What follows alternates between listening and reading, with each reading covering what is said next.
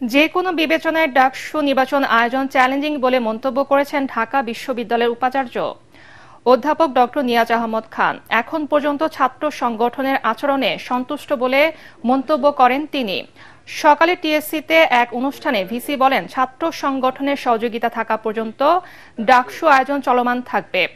এ সময় ডাকসু আয়োজনে সবার সহযোগিতা চান তিনি। বলেন, ডাকসুর নির্বাচন আয়োজনে এ পর্যন্ত ৭০টি বৈঠক হয়েছে। ডাকসুর আয়োজন যে কোনো বিবেচনায় চ্যালেঞ্জিং। আগেও যা বলেছি এখনো তাই বলছি। আমরা প্রতিনিয়ত চেষ্টা করছি সবার জন্য একটি ভালো পরিবেশ তৈরি করে এগিয়ে যেতে।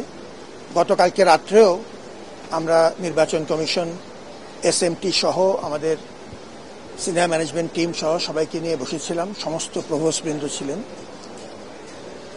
আমরা প্রতিনিয়ত কাজ করছি সমস্যা যেখানে আছে সেটি সমাধান করা।